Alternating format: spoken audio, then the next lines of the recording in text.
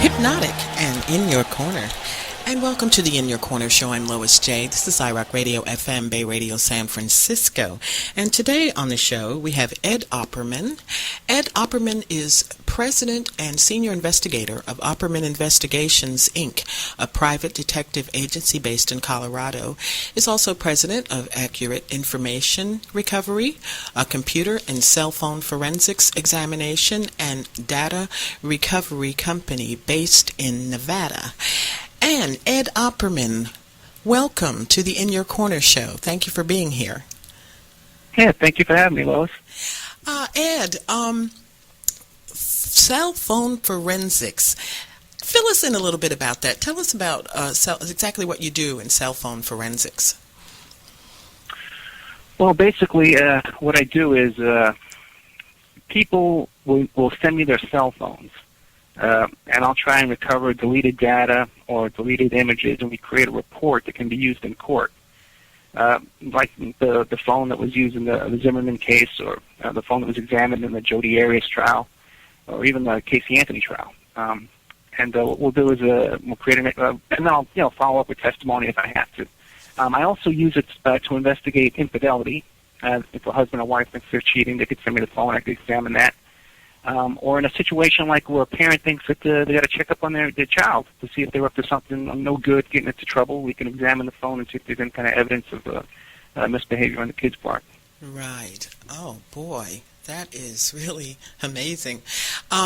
So now, Ed, what about a person who isn't really that computer savvy? They're really not sure how to go about, say, a person who is trying to investigate because they have a cheating spouse or something like that. So what's the best way for them to try and get some kind of technology, a basics that you could Yeah, well, you know what? Yeah, person? the best, cheapest way to investigate infidelity, like let's say your husband, are you married?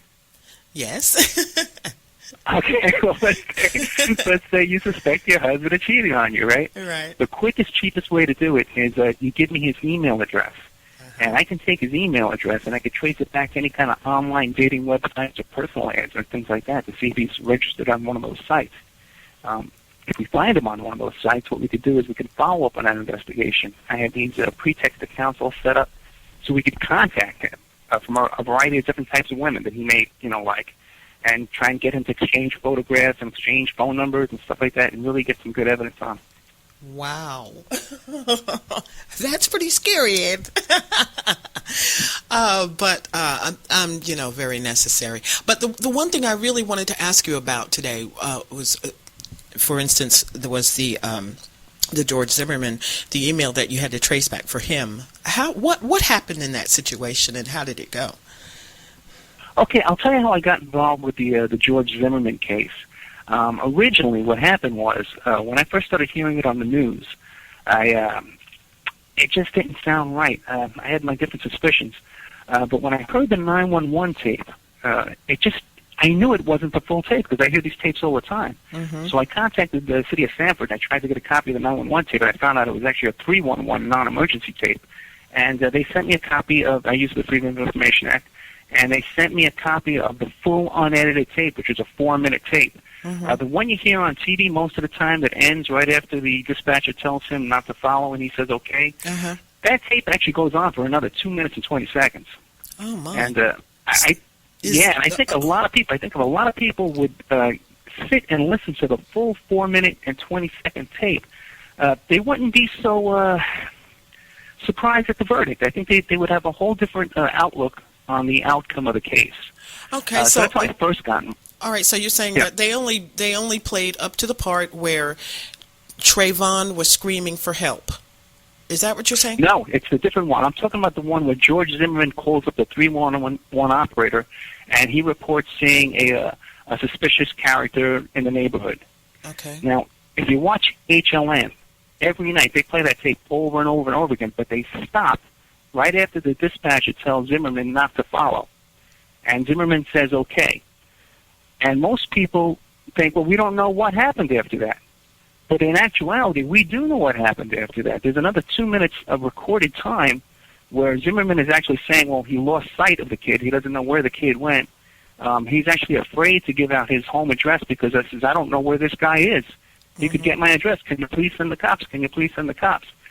So there's a lot of people with the impression that he was like on a hunt. He was stalking this kid. He was chasing this kid around. And if you just listen to that tape, it's been played in court. It's available on YouTube. You can listen to the whole tape now. Okay, well, why didn't they play the full tape? Because okay, I can tell you. Yeah, I do a lot of mainstream media. I've done Dr. Drew, Nightline, and stuff. And I contacted some friends over mine at HLN, and we spent the entire day going back and forth with the production assistants, and we were going to go on TV that night with the full tape. I think that they're sensationalizing these trials, not just the Zimmerman trial, but the Jodi Arias trial and the Casey Anthony trial, and all these trials, because they're making a lot of money from sensationalizing these trials. And they don't care what the facts are. Right. Well, I mean, there's a lot of, people are outraged about this all over the country. And, the worst thing you can get going is a crime like this that goes unpunished, because that's what's in everybody's mind. It's a crime that has gone unpunished. And so what do we tell our children? What do we have to look forward to from this point on? So, it just doesn't seem like a good thing to me, and especially the verdict. I mean, you're saying that a person can shoot someone who, first of all, is not armed, because this is what they're presenting, on TV. And, and so what do we tell our it's really crazy. Well, you can I'm be not shot saying that at all. I'm not saying because that yet. I'm not saying at all that it's okay to shoot someone who's unarmed. The facts of this case, though, was that he actually used his gun for self-defense at the time when he was lying on his back, and he had his nose bloody and he had his head beaten. And the jury did agree with that. That the only way he had to act in self-defense in order to prevent further bodily injury. And I really have no problem with that. It's tragic that this guy, he's only 17 years old, and I got to tell you, a lot of people try and portray him. I did another show last night where they were just saying he was a thug, he was a punk, he was this and that, he's a criminal. When I was 17 years old, I was a real bad guy. And was in a lot more trouble than this young man was ever in. So I'm sure he could have gone on to do something great with his life. But the outcome that night was bad decisions. The attack and the fighting, and people have to understand that there's a lot of people. It's called one-punch homicides, where you get into an argument with someone. There's one punch. The guy goes down. He hits his head. The man dies.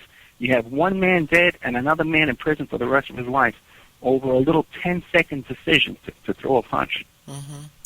Yes. And two, okay, so what you're saying, because, okay, what everybody did not hear from that 911 call or 311 call, okay, was that, okay, this fight, so to speak, that they got into. Okay, now this is George Zimmerman, because he's still alive and he can tell his side of the story, that he was assaulted, but Trayvon Martin can't. So how can we know for sure that all of that even happened? Well, you have forensic evidence. Like we have the evidence of police showed up at the scene and they found that Zimmerman had a wet back with grass stains on his back.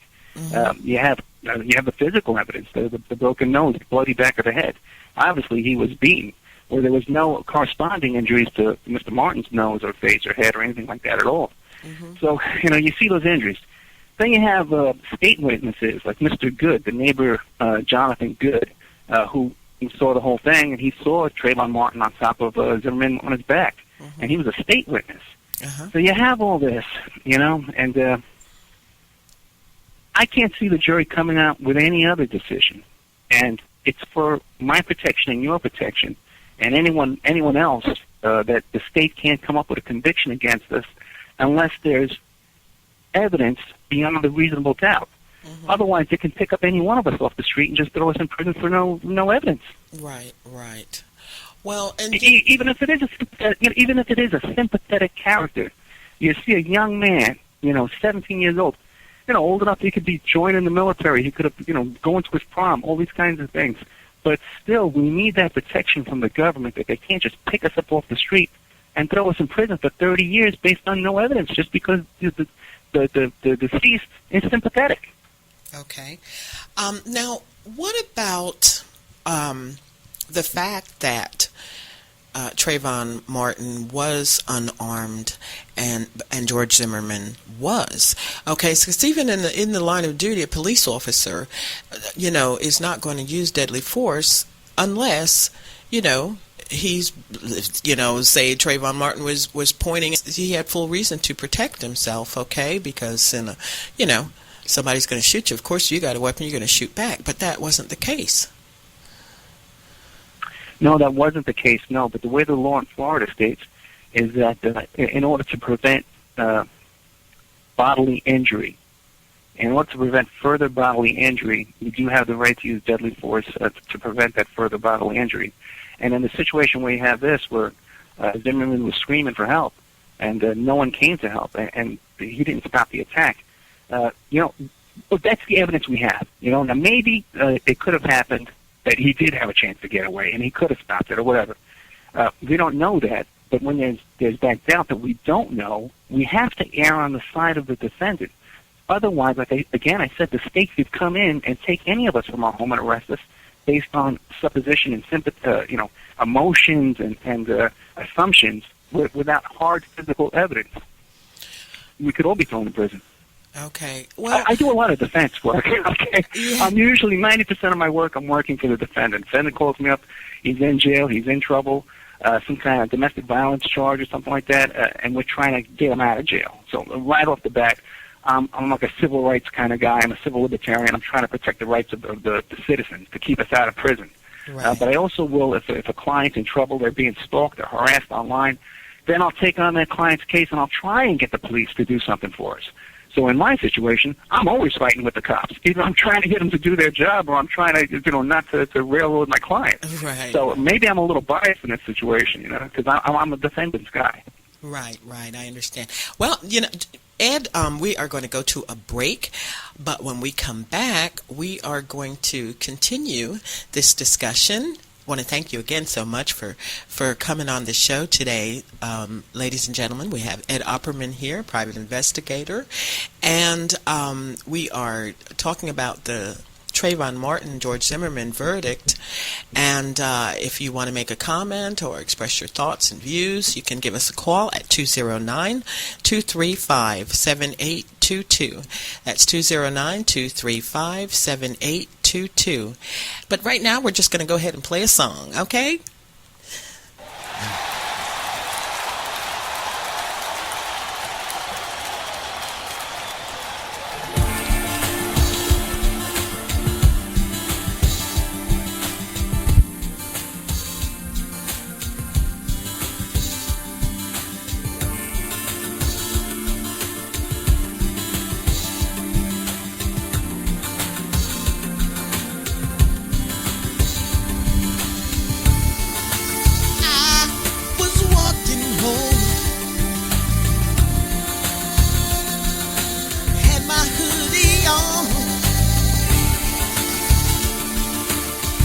To my girl,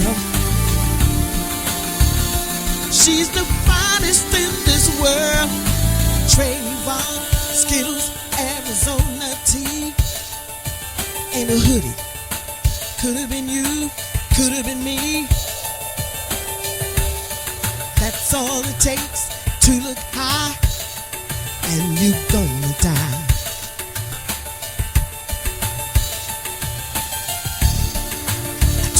Around to see he was after me. She told me to run, didn't know he had a gun. Trayvon, Skittles, Arizona tea, and a hoodie.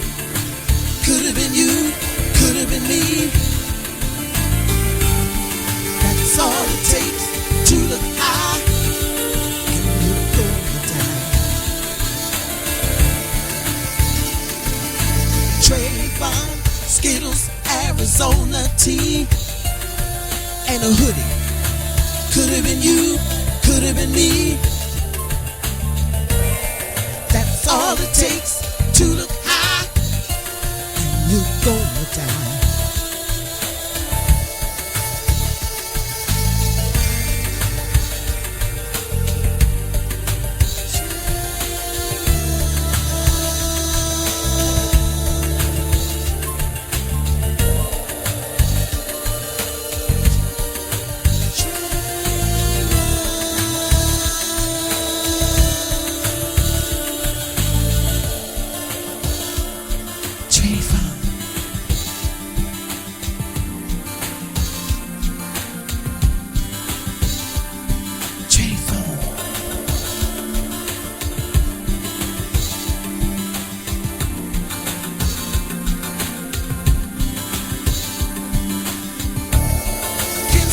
Hear my cry.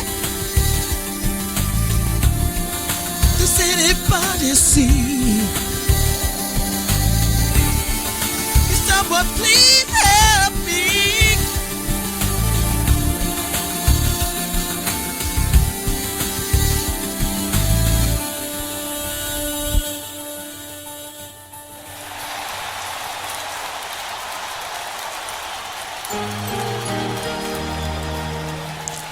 And welcome back to the In Your Corner show. I'm Lois J. This is iRock Radio FM, Bay Radio, San Francisco. And today we have Ed Opperman, private investigator. And he covered a little bit of the Trayvon Martin and George Zimmerman case where he traced an email that George Zimmerman had written. And we are discussing it now. So, Ed, we're back and just want to thank you again for being on the show. And one of the things that I also wanted to bring out too that is kind of hot in the news is this Florida woman gets 20 years for firing a warning shot. Her name is Marissa Alexander. What's your view on that? My God, that's insane. But I'm going to tell you something. I deal with this stuff all the time. I have a client in New York who got into an argument with her boyfriend over text messaging, and she was thrown in jail. I think it was like a $3 million bail, okay? And she's facing 7 years in prison for an argument over text messaging with her boyfriend. Wow. So I see this kind of stuff all the time. It seems like a lot of people now in the news are coming up with these, but I see these outrageous things all the time. You got to remember, I'm from New York City. So from when I was a teenager, I was out there protesting these things like the Michael Stewart attack and the Baez attack. In New York City, there was a young man named Baez he threw a football. He was playing football in the street, and the football hit a police car. They came out and they killed this kid. Oh, and the judge who let him get away with this was Judge Judy's husband, Judge Shilen. Wow. And no one knows this stuff, and you'd think that people would be more outraged, but they're not. Wow. Well, the thing that bothers, I guess, most people is the fact that this type of law, stand your ground law, is going to really bring out the vigilantes. What do you think about that? Well, no, I don't see how that applies. We all need to maintain our right to self-defense, even against the police. When the police are attacking our home or invading our homes, we need to be able to right to defend ourselves against these kind of attacks, or if we're being attacked in the street or whatever. So the right of self-defense, we can't give that up. I can't see that. Right. But I just, we are at a time where we are trying to get control over these guns, and I just don't think this is helping very much, gun control. So now this kind of sends a message that, hey, you can keep your guns and, defend yourself at any level. Well, I'm not a big gun control fan. I'm not a big gun rights fan either. We need a lot of people who want to maintain and bear arms have this theory that we're going to protect ourselves from the government and government oppression. But I think that's long gone. I think that we've lost so much of our civil liberties and so much of our civil rights and our freedoms and our privacy rights. We've lost so much. And I can almost see a situation now where the government is using a situation like this, where you have a sympathetic decedent in a case like this, and they're trying to say, well, in order to protect you, we're going to take away more of your rights. We're going to take away your right to self-defense. Because look at this poor, sad boy who got shot and killed. And they're kind of manipulating us, I believe. And that we need to maintain our liberties and our freedoms ferociously. Because if we let them slip away, they'll take them.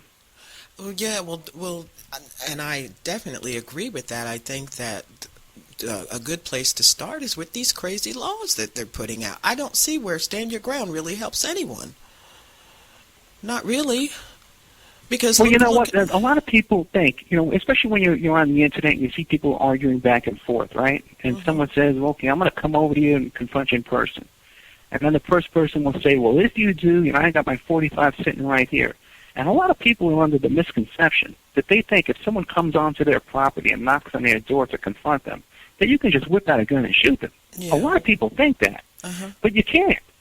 In most states, most jurisdictions, even if a burglar comes into your home and you hear him downstairs, if you go reach for your gun before you reach for 911, when the cops show up, you're going to prison, okay? Right. It's not like people think that it's like the Wild West out there and you can do whatever you want. It's a very slim, just like the woman who got 20 years for shooting a gun in the air. That's what's going on. Right. This is an aberration where this guy was able to defend himself and not get put in prison. Well, yeah, because and in that what you just said about someone coming to when they actually come on your property, say breaks in your home, okay, if you shoot them inside of your home, and I've always heard this. No, you can't. You can't. In most jurisdictions, if you don't call 911 first, the rule is if you can get to the phone and call 911 in the same amount of time it takes you to get to your gun. Okay? Then if you didn't call 911, you're in big trouble. Okay. Now, there's a couple of towns, like in Texas, where you can just shoot a guy from coming on your property. But in the majority of jurisdictions in this country, then people should know this. If someone comes on your property and you shoot them, you better prove that you were in a fight for your life, and you better have some injuries, and because otherwise you're going to prison. You're getting arrested that night. There's no doubt. I'll tell you something else in a situation, too, you may not be familiar with. But if Trayvon Martin had not been shot dead that night, he would have been arrested on the scene for felony battery. Because here you got two guys fighting. You got one guy with broken bones and injuries and cuts and blood, and you have another guy with nothing, who witnesses saw him on top. Trayvon Martin would have been arrested that night. Okay. Well, it's just a lot of, things that just are not all the pieces of the puzzle. Doesn't seem fair. No, it just doesn't seem like all the pieces of the puzzle is there, but I see what you're saying, because you're talking about the 311 call that Zimmerman did make, and so to let the authorities know that there's a person here, and he doesn't look like he belongs here, and I'm just letting you know that I am armed and ready or whatever, and of course they told him not to get out of his vehicle or try to do anything to this guy. And I'm still wondering why he did not do that. Okay, I can tell you. Because I've listened to that tape. The first day when I got the tape, it's a 4-minute tape. I listened to it at least 10, 15 times. I know that tape backwards and forwards. Now, a couple interesting things, because when the story first came out, it was that he saw a guy in a hoodie, he saw a black guy in a hoodie. And he said, this guy's in a hoodie, and he's black, and he's in my neighborhood, and he's profiling him, right? But it's nothing like that at all. If you listen to the tape, he called up, and he says, hey, there's a strange guy. He's standing around here in the rain. He's walking in between houses and stuff like that. It's pouring rain. And the cops asked him, is he black, white, or Hispanic? And he says, I think he's black. Well, what's he wearing? Well, he's wearing a gray sweatshirt, a hoodie, and a sweatpants and white sneakers. Oh, wait, he's walking toward my car. Yeah, he's black. And you can listen to the tape yourself. So at the time Zimmerman made this phone call, he didn't know what color the guy was. And you want to know something else? Most of the people who called 911 that night after they heard the big fight outside, they thought they were both black. It was dark out there, and Zimmerman was a dark-skinned guy with a shaved head. They thought that both the guys fighting were black guys. So it's really not a racial issue. I can't see it. You know, I'm mixed race myself. I come from mixed race families, and I've always had to deal with both every race. Every race hates me. You know, I don't get a break from anybody. Yes, and it's a very sensitive issue with me personally. Let's put it that way. That we're going to kind of give a litmus test of who's black and who's white and who's brown and who's not. You know, all that kind of stuff just drives me crazy. It's a personal thing. Right. Because I mean, what did it matter what color he was?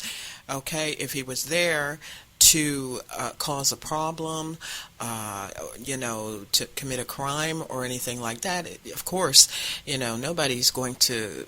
I mean, if this was actually happening to me, and I see someone in my neighborhood or near my home who, is looking suspicious, I'm not going to care what color he is, or he or she is. I'm just going to want to know what's going on. Of course I'm going to ask for help, but I don't see where color comes into this at all, or it of course it shouldn't be, but this is the way it's looking because of this whole in this whole situation. It's always a racial thing when it comes to... Yeah, well, that's because the way the media is playing that up. Because if you listen to the actual facts, I don't believe that George Zimmerman is a racist. Because look at his mother, look at his uncle.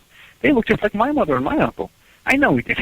I can't imagine him being a racist. Mm-hmm. Now the other thing too is he said about how they told him to stay in his car, right?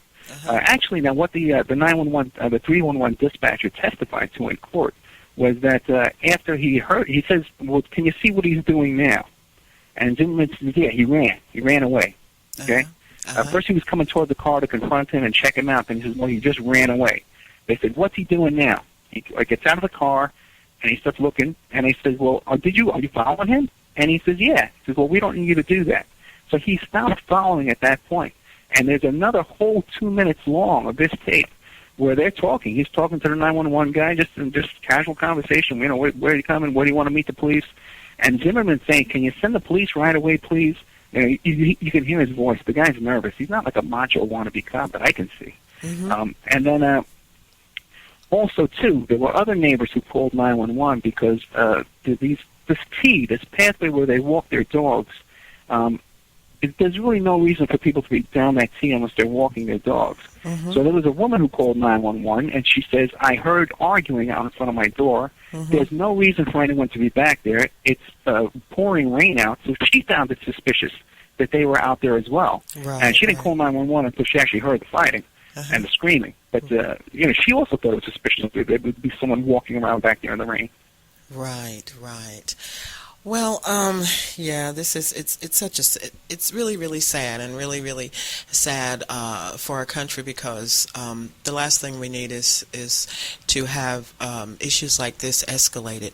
But Ed, we are out of time, so could you just let people know how to contact you? Do you have a website? Do you have information that you can give? Yeah, I got a website. It's called emailrevealer.com, and if you go there, you can see all the different kind of services that I offer, and there's a little button on there. It's called About Us, and you can see all the different cases I've been involved in, and all of my different investigations. I was on the Tiger Woods case and the Charlie Sheen case, and all kinds of big stuff. Oh, that was involved in a congressional investigation.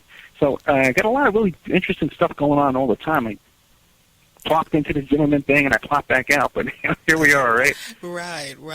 Well, listen, we're going to have you back for a future show, and just want to say again, thank you so much for being on the show today. Ed Opperman, private investigator, and Ed, if you just hang on the line just a couple seconds more, and I want to talk with you just a little bit farther, okay?